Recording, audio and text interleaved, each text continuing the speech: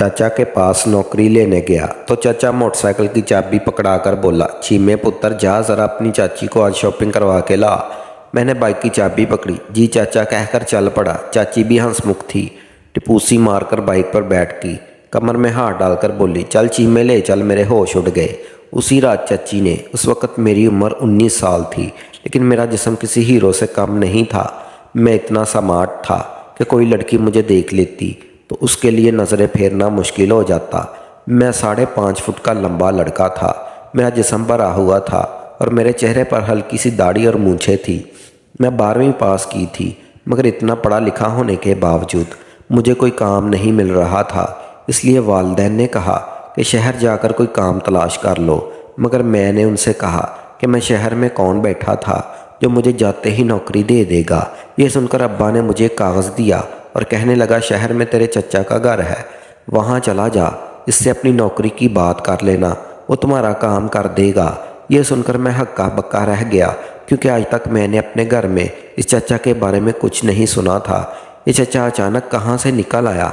अम्मी से पूछा तो कहने लगी, तुम्हारा बाप गरीब है जबकि चचा बहुत अमीर है, इसलिए हम उससे कभी नहीं मिले, मगर वो तुम्हारा सगा है, वो तेरी मदद ज़रूर करेगा।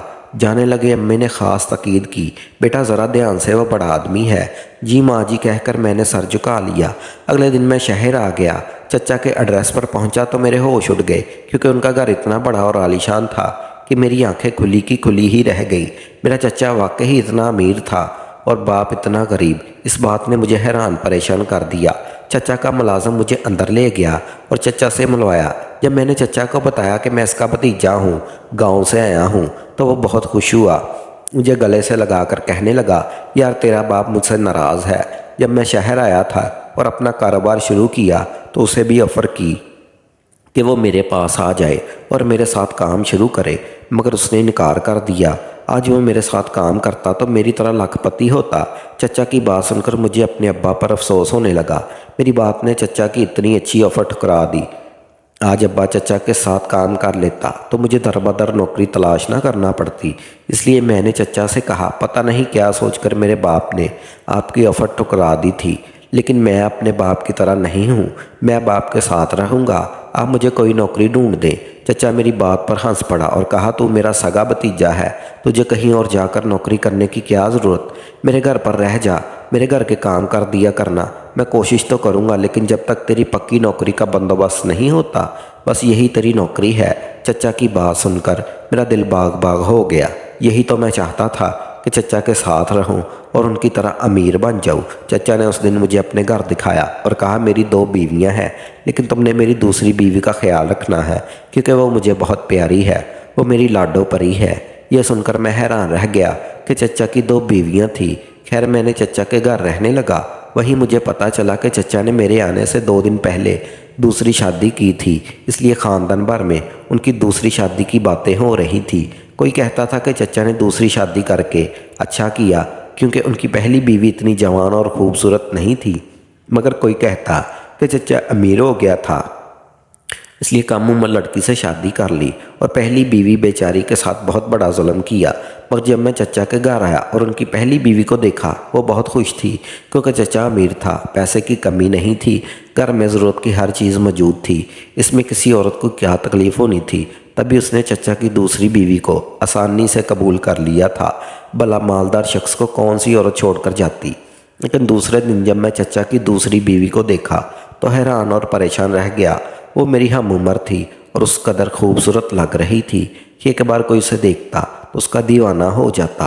लेकिन मेरी तो वह चच्ची थी, इसलिए पहली बार जब नज़र भर कर देखा तो मैंने शर्म से नज़रें झुका ली। चचा ने मुझे कहा कि मैं अपनी नई चच्ची का ख्याल रखूं, इसलिए चच्ची के आगे पीछे फिरने लगा, क्योंकि मैं समझ चुका था कि चच्ची राज़ी हो गई तो मेरी नौकरी पक्की। चच्ची को घूमने फिरने का बहुत शौक़ था, मगर चचा के पास इतना वक़्त नहीं होता था कि वह हर वक्त चच्ची को साथ लेकर सैर करता। इसके लिए चचा ने चच्ची को एक नई गाड़ी खरीद कर दी और उसकी चाबी मेरे हवाले कर दी और मुझसे कहा, मेरी बीवी रात के 12 बजे भी कहीं जाने का कहे तो इनकार मत करना, उसे फ़ौरन लेकर जाना। चच्ची के पाँव ज़मीन पर नहीं टिक रहे थे। चच्ची ये सुनकर बड़ी खुश हुई मगर उदास सा चेहरा बनाकर कहने लगी, मुझे हर जगह आपके साथ जाना है। चच्ची की इस अदा पर चचा खुश हो गया और कहने लगा, काश मैं तुम्हारे साथ हर जगह जा सकता, मगर मुझे बहुत सारे काम करने पड़ते हैं, मेरे पास इतना वक्त नहीं होता, इसलिए तुम सलीम के साथ चली जाया करो।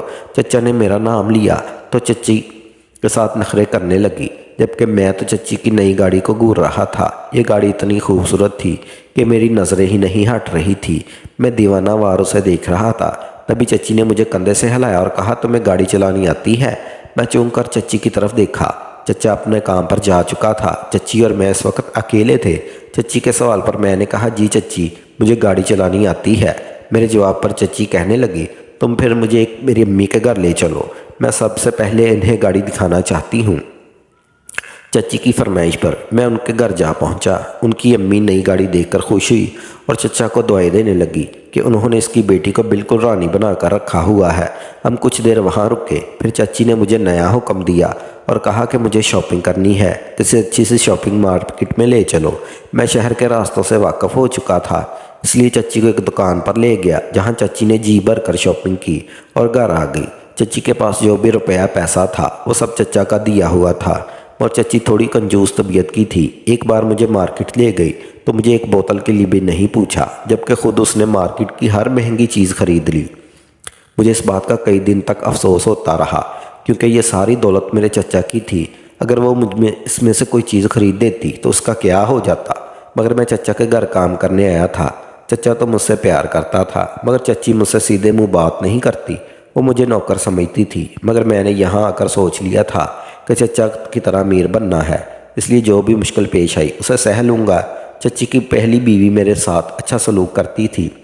वो जब भी मुझसे कोई काम कराती मेरे हाथ पर 1000-2000 रख देती, मगर मैं जानता था चचा की सारी दौलत दूसरी चच्ची के पास थी, क्योंकि चचा की पहली बीवी के हाथ से मेरा चचा निकल चुका था, क्योंकि चचा दूसरी बीवी की मुट्ठी था।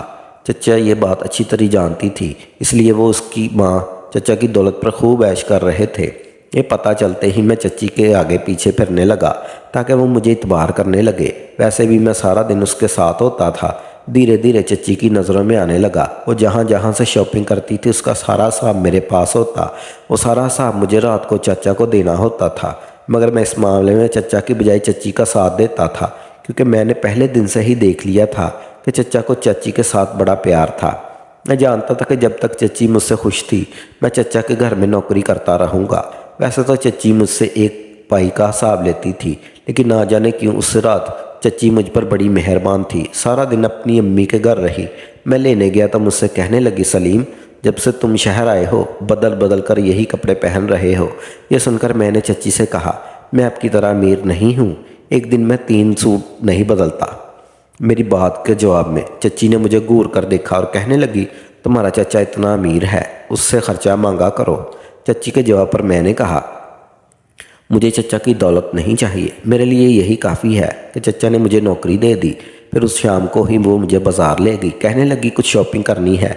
मैंने हुक्म की तामील की। चच्ची मुझे रास्ता बताती गई। उस दिन चच्ची मुझे बड़ी महंगी दुकान पर ले गई।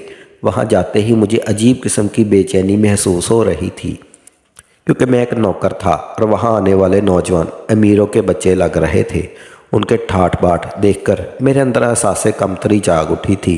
फिर मैं ये भी सोच सोच कर परेशान था कि आखिर मेरी चच्ची मुझे इतनी बड़ी दुकान पर लेकर क्यों आई थी। शायद चच्ची ने अपने लिए कपड़े खरीदने थे, मगर उसका वक़्त में हक्का बक्का रह गया जब चच्ची ने दुकानदार से कहा, इस लड़के के नाप के अच्छे और बेहतरीन कपड़े निकाल कर दिखाओ। चच्ची ने मेरी तरफ इशारा किया और मैं हैरान परेशान रह गया, मगर मुंह से कुछ नहीं कहा। उस दुकानदार ने पहले तो मुझे सर से पांव तक देखा। मैंने सुरमई रंग की शलवार कमीज़ पहन रखी थी, जिस पर जगह जगह मिट्टी के दाग लगे हुए थे। जाहिर है मैं चचा का नौकर था। वो जो भी काम मेरे ज़िम्मे लगा देता मैं कोई इतराज़ किए बिना फ़ौरन कर देता। चच्ची के दोनों बीवियों के काम मेरे ही सर पर थे, इसलिए मेरे कपड़े मिट्टी से भर जाते थे। दुकानदार मेरे हुलिये को हैरानी से देख रहा था, जबकि चाची अपने लिए कपड़े पसंद करने लगी। एक बहुत बड़ी बुटीक थी। चच्ची आज मुझे एक बुटीक पर लेकर आई थी, जहां हर किस्म के कपड़े मौजूद थे। मैं हैरानी से हर चीज़ को देखता रहा। बुटीक के चारों जानब शीशे ही शीशे लगे हुए थे। अच्छा, तो इस लड़के ने नाप के कपड़े दिखाने हैं। इस दुकान डर ने जब मुझे सर से पैर तक अच्छी तरह से देखा तो फिर चच्ची से पूछने लगा, मैडम आप इस लड़के की बात कर रही हैं ना। दुकानदार को भी शायद मेरी तरह यकीन नहीं आ रहा था, इसलिए चच्ची बार बार पूछने पर गुस्से में आ गई और दुकानदार से कहने लगी, हाँ हाँ इसी लड़की के लिए अच्छे से कपड़े निकालो। समझ नहीं आ रहा था कि दुकानदार चच्ची का गुस्सा देखकर चुप हो गया और मेरे नाप के 5-6 सूट निकालकर मुझे पकड़ा दिए। चच्ची अपने लिए कपड़े पसंद कर चुकी थी, इसलिए वो गाड़ी में आ बैठी। मैंने दुकानदार को पैसे दिए, उन कपड़ों का बिल 40,000 बना, जो कि दिया मैंने दुकानदार को दे दिया। मैं गाड़ी में आकर बैठा तो मुझे अफसोस होने लगा। चाची ने मेरे कपड़ों पर इतने सारे पैसे खर्च कर दिए थे। यही बात मैंने चच्ची से कही तो वो कहने लगी, तुम आजकल मेरे साथ आते जाते हो, इसलिए अच्छे कपड़े पहना करो, वरना लोग क्या कहेंगे कि मैडम खुद तो इतने अच्छे कपड़े पहनती है और नौकर मैले और पुराने कपड़े पहनता है। चच्ची की बात सुनकर मैंने उससे शुक्रिया किया और चच्ची कहने लगी, बस तुम्हें ख्याल रखना। चच्ची की बात पर मैंने उसकी तरफ देखा। क्या बात? चच्ची कहने लगी, आज की शॉपिंग का बिल 40,000 बना है, लेकिन तुम अपने चाचू को 80,000 बताना। चच्ची की बात में अच्छी तरह समझ गया था, इसलिए चुप हो गया। मेरी खामोशी देखी तो चच्ची कहने लगी, मैं तुम्हारे चचा से ये बात छिपा नहीं रही, बल्कि मेरी मजबूरी है। दरअसल मेरी अम्मी बहुत बीमार रहती है। ये सुनकर मुझे लगा जैसे चच्ची मुझसे डर रही हों, इसलिए मैंने चच्ची से कहा, आप बिल्कुल फिक्र ना करें, मैं ये बात चचा को बिल्कुल नहीं बताऊँगा। और इस दिन चच्ची मुझसे बहुत खुश थी, क्योंकि अब वो मेरा बहुत ख्याल रखने लगी थी। चचा भी मेरा बहुत ख्याल रखता था, मगर चच्ची की बात ही कुछ और थी। यूँ मैं धीरे धीरे चच्ची का तमाम जीतने में कामयाब होता जा रहा था। चच्ची भी उस दिन के बाद मुझे ख़ास अहमियत देने लगी। चचा से कहकर मुझे क्वार्टर से निकाला और अपने कमरे के साथ वाला कमरा दे दिया। चचा ने कुछ नहीं कहा, क्योंकि मैं उनका सगा था, उन्हें तो खुशी ही होनी थी। मैं भी ये देखकर हवा में उड़ने लगा। मैंने तय कर लिया था कि मैं चच्ची को बहुत खुश रखूँगा। जितना वो मेरे लिए कर रही थी, मैं उसके लिए डबल करूँगा। चचा तो चच्ची का पहले से दीवाना था। चच्ची बहुत खूबसूरत थी, इसलिए देखने वाला चच्ची का बेदाग हुस्न देखकर पागल हो जाता। चच्ची ने चचा से शादी शायद इसलिए की थी कि वो बहुत प्यारी थी। शायद चचा का दिल चच्ची पर आ गया था। एक दिन चच्ची अपने माँ के घर जाने लगी तो मुझे अपने कमरे में बुलाया। मैं चच्ची के कमरे में गया। शायद उन्हें मुझसे कोई काम था, मगर मैं वहाँ उसके कमरे में गया तो उसने मुझसे कहा, सलीम मुझे ये हार गले में पहना दो, मुझसे बार बार गिर जाता है। ये सुनकर मैं घबरा गया, क्योंकि मैं इसकी खूबसूरत से बेहद मुतासर था, मगर उसे देखकर हमेशा अपनी नज़रें झुका लेता था। हालांकि वो इतनी खूबसूरत थी, मगर उसे बार बार देखने को दिल करता था। मेरी घबराहट देखी तो चच्ची हंसने लगी और मुझसे कहा, तुम ऐसे डर रहे हो जैसे मैं कोई भूत हूँ। चच्ची की बात पर मैंने डरते डरते उसे हार पहना दिया। चच्ची कहने लगी, आज मेरी दोस्त की शादी है, मगर मेरे पास ये मामूली और छोटा सा हार है, तुम अपने चाचा से मेरी सिफारिश कर दो। यह सुनकर मैंने चच्ची की तरफ नासमझी से देखा तो चच्ची कहने लगी, मैं इस बड़े हार लेना चाहती हूँ, मगर तुम्हारे चचा से कहने की हिम्मत नहीं हो रही। तुम अपने चचा से कह दो। ये सुनकर मैंने चच्ची से कहा, वो मेरी बात मान लेंगे। ये सुनकर चच्ची कहने लगी, कैसे नहीं मानेंगे, तुम्हारा खून का रिश्ता है, तुम्हारा चचा तुम्हारा बहुत प्यार करता है, तुम्हारी बात वो कभी नहीं टालेगा। ये सुनकर मैंने चच्ची से कहा, ठीक है, मैं चचा से ज़रूर बात करूँगा। चच्ची मेरी बात सुनकर खुश हो गई। उस दिन मैं चच्ची को इसकी दोस्त के घर छोड़ आया। घर आया तो चचा आ चुका था, इसलिए मैंने चच्ची की फरमाइश चचा को बता दी। चचा चुप हो गया। मुझे लगा कि शायद चचा को मेरी बात अच्छी नहीं लगी। मैं अपने कमरे में आकर लेट गया। उसी रात मैं देर से घर ले आया था, इसलिए घर आते ही मुझे नींद आ गई। अगली सुबह जागा तो कोई काम नहीं था। मैंने आराम से नाश्ता किया, तभी एक नौकर आया और कहने लगा, तुम्हें मालिक बुला रहे हैं। मैं चचा के पास गया तो चचा कहने लगा, चल चीमे पुत्र, अपनी ड्यूटी पर लग जा। ये कहकर चचा ने मुझे अपनी बाइक की चाबी पकड़ा दी। वैसे तो मेरा नाम सलीम था और चचा मुझे हमेशा छिम्मा पुत्र ही कहकर बुलाता था, मगर चचा की बात सुनकर मैंने चचा से पूछा, कैसी ड्यूटी चचा? चचा कहने लगे, छिम्मा पुत्र, ज़रा अपनी चाची को शॉपिंग करवा ला। चची की बात पर मैंने कहा, लेकिन चचा आज गाड़ी कहाँ है? चचा कहने लगा, आज तुम्हारी चाची की गाड़ी ख़राब है, इसलिए अपनी चाची को बाइक पर ले जाओ। चाचा और मैं यही बातें कर रहे थे कि चाची आ गई और बोली, चल छीमे। मैंने कहा, जी चाची। मैंने बाइक की चाबी पकड़ी, चाची को पीछे बिठाया और चल पड़ा। मैंने रास्ते में चाची से पूछा, चाची कहाँ जाना है? चाची कहने लगी, रात वाली बात भूल गए। मैंने कहा, कौन सी बात? चाची कहने लगी, बताया तो था तुम्हें कि मेरे दोस्त की शादी है, मगर मेरे पास मामूली और छोटा सा हार है। तुम अपने चाचा से मेरी सिफारिश कर दो। मैं इससे बड़ा हार लेना चाहती हूँ, मगर तुम्हारे चाचा से कहने की हिम्मत ही नहीं हो रही। तुमने अपने चाचा से कह दिया? ये सुनकर मैंने कहा अच्छा, तो चचा ने मेरी बात मान ली? हाँ बिल्कुल, चच्ची खुशी खुशी बताने लगी। तभी मैंने चच्ची से पूछा तो फिर कहाँ जाना है? चाची शॉपिंग करने की शौकीन थी, इसलिए चच्ची कहने लगी चल आज मुझे सुनहरे के पास ले चल, मुझे अपने लिए हार लेना है। मैं चच्ची को सुनहरे की दुकान पर ले आया। चच्ची ने दुकान पर आते ही महंगे महंगे हार देखने शुरू कर दिए। मैं जानता था कि चचा ये हार ज़रूर खरीद देगा, इसलिए मैं दुकान में मुतमिन बैठा था। सुनार चाची को महंगे महंगे सेट दिखा रहा था। वो चाची को देखकर समझ गया था कि ये लड़की बहुत अमीर है, तभी तो वह चाची को इतनी इज्जत दे रहा था। चाची सुनहरे की दुकान पर बैठी सेट पसंद कर रही थी। तभी चाची ने 18 लाख के सेट खरीदे और मुझसे कहा कि मैं दुकानदार को पैसे दे दूं। मुझे यहाँ आते हुए चचा ने पैसे दे दिए थे, मगर जब मैंने चचा के दिए हुए पैसे गिने तो वो पैसे बहुत कम थे। चाची दुकानदार से कहने लगी आप मेरे सेट पैक कर दें, मैं अभी अपने शौहर से और पैसे मंगवा लेती हूँ। ये सुनकर दुकानदार खुश हो गया। उसने अपने नौकर से कहा छोटे भागकर मैडम के लिए बोतल लेकर आ। सुनार चाची की खिदमत करने लगा क्योंकि उसे इतनी बड़ी रकम देने वाली थी। इतने में दुकानदार का नौकर बोतल ले आया। चाची सेट चेक कर रही थी, उसने बोतल पीने से इनकार कर दिया और मुझे बोतल देकर कहा तुम ये बोतल पी लो। मैंने शर्मिंदा सा होकर बोतल पकड़ी और बोतल पीने में मसरूफ़ हो गया। चाची दुकानदार को कहने लगी ये लड़का इधर बैठा है, मैं ज़रा बाहर गाड़ी में अपनी अम्मी को ये सेट चेक करवा कर आती हूँ। ये कहकर चाची बाहर चली गई, जबकि मैं मज़े से बोतल पी रहा था। इतनी देर तक दुकानदार दूसरी औरतों के साथ मसरूफ़ हो गया। चाची को बाहर गए काफ़ी वक्त हो गया था। मुझे फ़िक्र होने लगी। सुनार ने भी कहा बाहर जाकर मैडम का पता करो। उन्होंने बड़ी देर लगा दी थी। सुनार की बात सुनकर मेरे दिमाग में करंट लगा। मुझे अचानक याद आया हम तो घर से बाइक पर आए थे। तब चाची ने दुकानदार से बात क्यों की?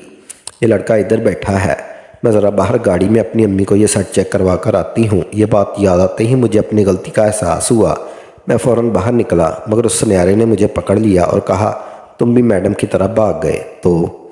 तभी सुनार ने अपने नौकर को बाहर जाने को कहा तुम जाओ और उस मैडम का पता करो। नौकर बाहर गया, मगर कुछ देर बाद खाली वापस आ गया। कहने लगा वहाँ बाहर कोई नहीं है, लगता उस मालकिन ने हमारे साथ जेवर लेकर भाग गई हैं। तब यह सुनकर मेरे होश उड़ गए। मुझे चच्ची से इस बात की उम्मीद नहीं थी, इसलिए मैंने सुनार से कहा कि ज़रूर मेरी चच्ची किसी मुसीबत में फंस गई थी, मगर वो फ्रॉडर नहीं थी, को ज़रूर गलतफहमी हुई है। मैं अभी अपने चचा को कॉल करता हूँ। मगर मेरी बात सुनकर उन लोगों को बिल्कुल यकीन नहीं आया। उन्होंने बिजली की तेज़ी से पुलिस बुलवा ली और उन्होंने मुझे थाने भेज दिया। मैं कई घंटों तक थाने में बैठा रहा। पुलिस का ख्याल था मैं अपनी चच्ची के इस खेल में शामिल था, मगर मैंने उन्हें बड़ा यकीन दिलाया, मगर उन्होंने मुझे मारा पीटा। शाम हुई तो चचा थाने में आ गया। मैंने सारी बात बता दी, जिसे सुनने के बाद चचा मुझे थाने से रिहा करा के घर ले आया। मैं घर आकर चचा से पूछा कि क्या चच्ची घर नहीं आई। चचा के चेहरे पर भी हवाइयाँ उड़ी हुई थी। मेरी बात सुनकर चचा कहने लगा नहीं, वो सारा सोना और घर के कागजात लेकर कहीं गायब हो गई है। ये सुनकर मैं हक्का बक्का रह गया। मुझे चाची से इस बात की उम्मीद नहीं थी, मगर चचा जान चुका था कि चच्ची ने उससे शादी दौलत की लालच में की थी और जो ही चच्ची को मौका मिला वो चचा का सारा पैसा लेकर भाग गई। चाची जाते जाते मुझे भी फंसा गई थी, मगर चचा मुझसे बहुत प्यार करता था। चचा ने बड़ी मुश्किल से किसी न किसी तरह मुझे छुड़वाया और घर ले आया। चचा पछताने के लग इतनी कम उम्र और खूबसूरत लड़की से शादी नहीं करनी चाहिए थी। चच्ची के गायब होने के बाद मैंने भी चचा की नौकरी छोड़ दी, क्योंकि चच्ची के फ्रॉड के बाद मेरा दिल नहीं चाहता था कि मैं शहर में रहूं, इसलिए मैं वापस अपने गांव आ गया। मैं तो जान बचाकर भाग आया था, मगर चचा काफ़ी अरसा कोर्ट कचहरी का चक्कर काटता रहा। आखिरकार चचा ने अपने तलकात इस्तेमाल किए और थोड़े बहुत पैसे उस सुनहरे को देकर जान छुड़ा ली। चचा काफ़ी अरसा चच्ची को ढूंढता रहा, मगर कामयाब ना हो सका। कोर्ट कचहरी से चचा की जान छूटी तो चचा ने एक बार फिर मुझे अपने पास बुलवा लिया, मगर इस बार मैं नौकर बनकर नहीं, बल्कि चचा ने मुझे अपने कारोबार में शामिल कर लिया था। मैंने भी दिन रात जान लगाकर कारोबार पर तवज्जो दी। चचा का कारोबार पहले से भी अच्छा चलने लगा। आज मेरा चचा मुझसे बहुत खुश है और उसने अपना सारा कारोबार मेरे हवाले कर रखा है।